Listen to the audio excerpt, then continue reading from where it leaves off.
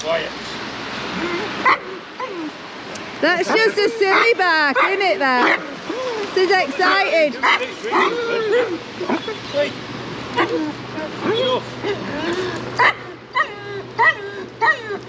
Yeah, he's copying that. So, yeah, when he does his big bark, we correct that. That's it.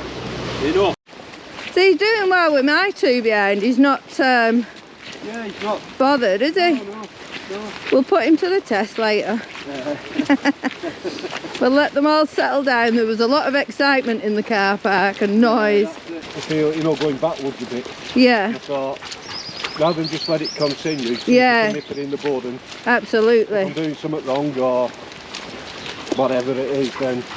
No, I mean, his big bark, like I say, his big bark in the car park, that was his serious. So we'd certainly correct that. We don't want that. Yeah. But even the overexcitement whines, you'll see with mine, he's very excited. So I correct him as well. Yeah. So we correct them. But I mean, at the minute, Arthur's just having a look. Mine's not actually bothered, which is good. Yeah. What you have to watch for is that the dogs don't stare at each other, because that's what triggers them. Yeah. But they're all doing well now. Oh yeah. And in the square there, you see loads of dogs. See, it's his excitement. Like I say, slowly he started reacting a little bit to them, so... It's definitely excitement, because you can see he doesn't know who to watch. Is he watching Blue or is he watching Tucker? There's the squeak, shut up.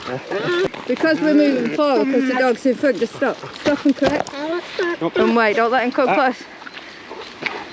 Because if we let him come close, to him, his squeaking has been well worth it. He gets a reward at the end, so there is no reward. Wait!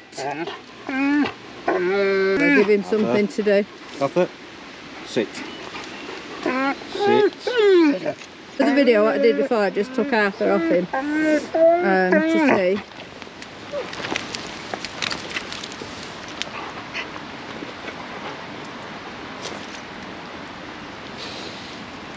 And he shuts up. So yeah, he's taking a piss out of me basically. Yeah.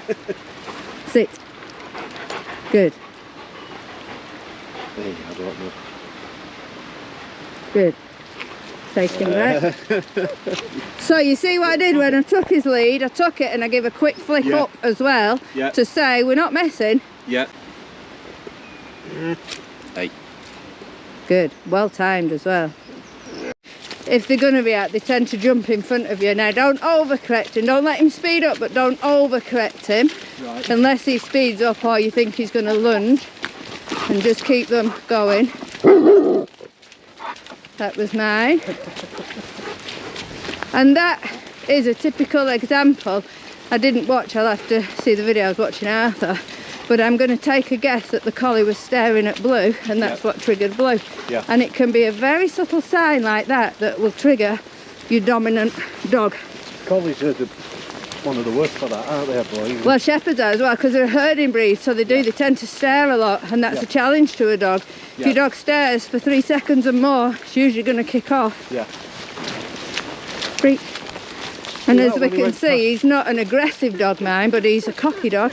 Yeah. See, that just me letting him off, it excites Arthur.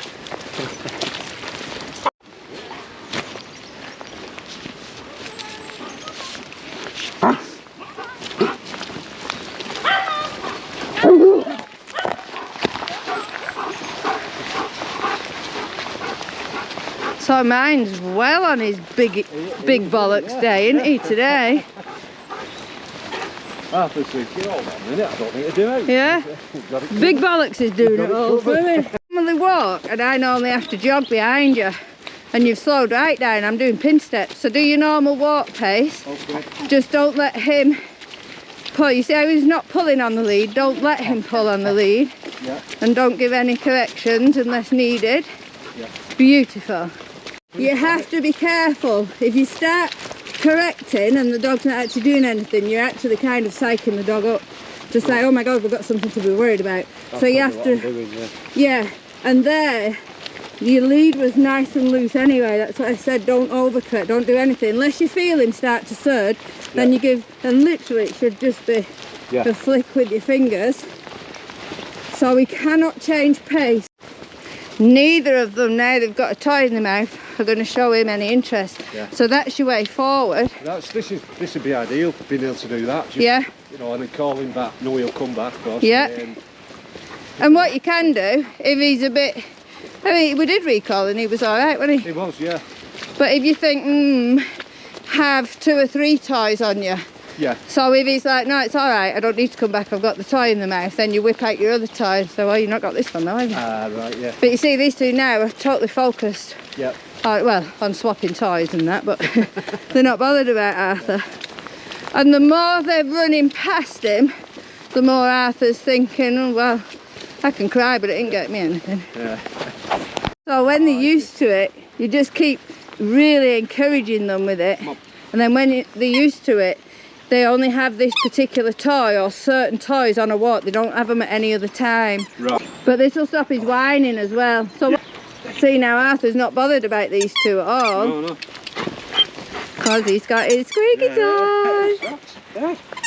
You can start walking, and while he's chewing and playing with the toy, you can keep it. But when he starts dropping the toy a lot, we take it off him because it's not valuable enough. Right. So as soon as he drops it 2 or 3 times, we pick it up, we take it off, that's the end of that toy. Okay. And then we try again later on or on the next walk. And we build it up so that he's never going to drop this toy because it's the most valuable thing in the world. You'll be walking along like... If there's nothing there, there's nothing coming. Good boy. Because when they're whiny and very vocal, it can also be, I mean with Blue it is just excitement, but with Arthur, if he's not able to be off lead as much as he'd like, it can be pent-up energy as well. Yeah. You know, he's a retrieving dog, he needs to be running and retrieving. Yeah, Arthur. So that's fine, that, because they're checking from behind, which is what naturally dogs would do. Yeah. And again, Blue's got his toy in his mouth, so he doesn't care. Is he? Nope. Tucker's like, oh my god, I've got nothing. Yeah. But yeah, toys are your way forward, you can see we're mighty. Tucker like, hey, get off. Yeah, Tucker's like, not a chance, mate, I don't care how big you are. Yeah.